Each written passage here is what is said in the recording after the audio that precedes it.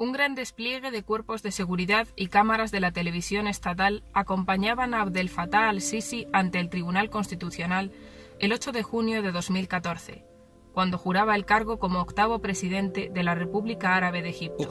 En nombre de Dios juro lealtad a la República, al cumplimiento de la Constitución y la ley, proteger la independencia de todo el pueblo, preservar los intereses de la patria, su unidad, la integridad de su territorio.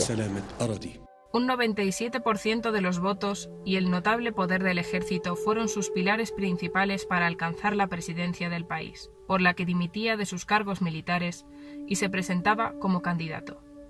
4 años después, en junio de 2018, se postulaba para su segunda y última candidatura con el mismo nivel de apoyo popular y hasta 2022. El mandato de al-Sisi, bajo una política de austeridad, encuentra obstáculos en su camino: la presencia de los hermanos musulmanes, los ataques terroristas de grupos yihadistas presentes en los países árabes y la lucha por la integración de la Iglesia y las minorías religiosas de un país ampliamente musulmán han provocado el acercamiento del presidente hacia los valores democráticos occidentales.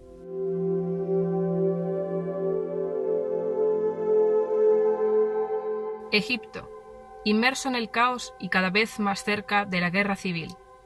En el verano de 2013, miles de manifestantes se reunían en la Plaza de la Liberación de El Cairo para exigir la renuncia del presidente Mohamed Morsi ante las protestas por el malestar económico y social del país.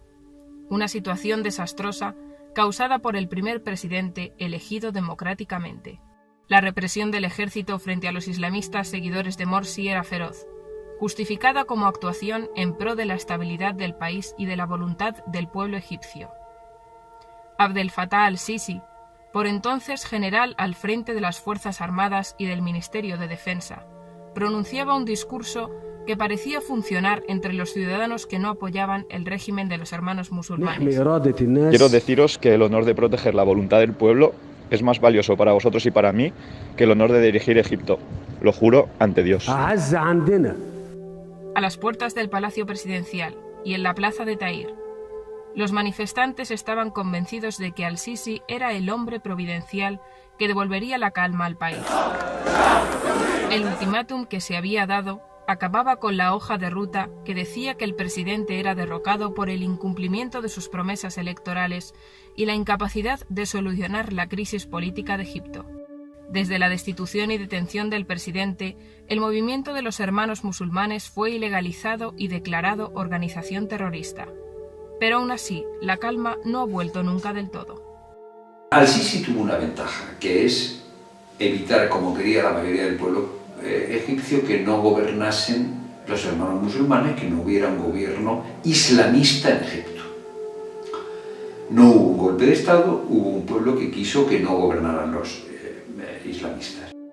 Hoy, con al-Sisi en la presidencia, los hermanos musulmanes continúan siendo el enemigo principal del régimen y no se observa ningún indicio de distensión en su conflicto, sino más bien lo contrario. Durante los últimos meses, ambos bandos han endurecido el conflicto.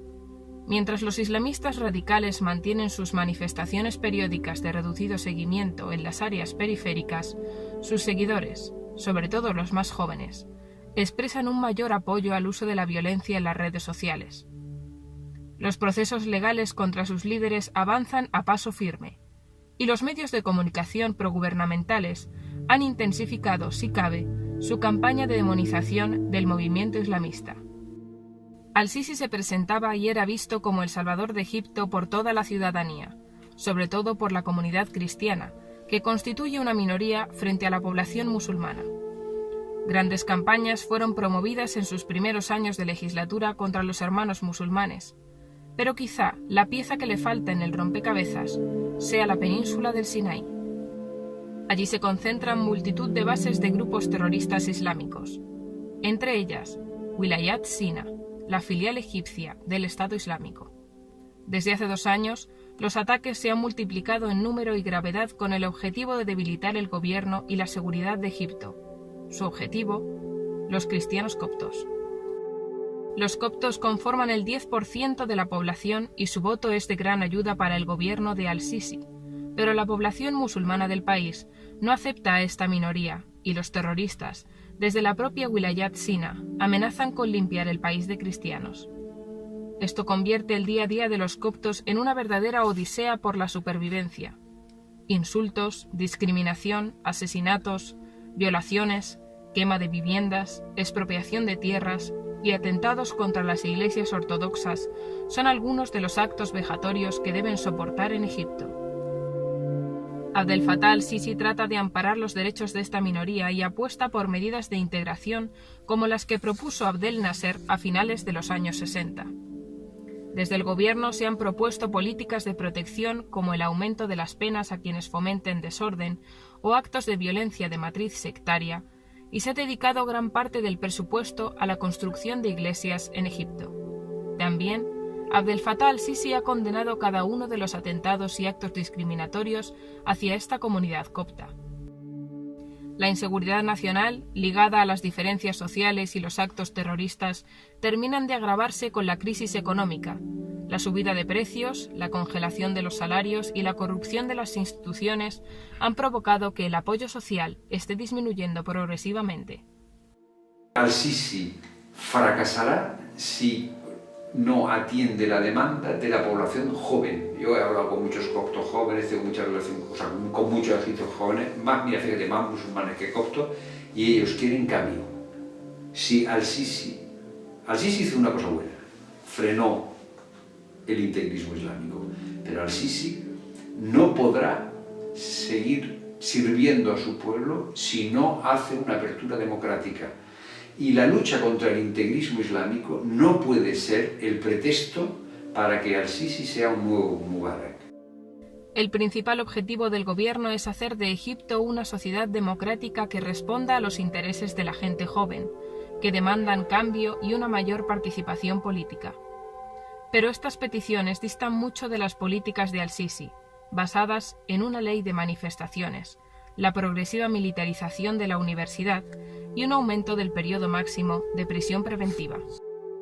Pero Al-Sisi tiene un déficit, y es que el camino hacia la transición democrática no lo está haciendo de forma suficientemente rápida. Las sociedades de Medio Oriente no pueden caminar hacia la democracia como las occidentales, tienen que inventar una democracia, pero Al-Sisi no está dando los pasos necesarios. El 26 de febrero se celebraba la cumbre de la Unión Europea con los países árabes por los derechos humanos de este territorio. Egipto, sacudido hace 5 años por la primavera árabe, trata de caminar hacia la democracia a través del gobierno de Al-Sisi. Las lecciones de moralidad por parte de los representantes de nuestros gobiernos occidentales no llegaron a calar en la forma de hacer de Al-Sisi, que defendía el origen cultural de su país, su población, su religión y su historia.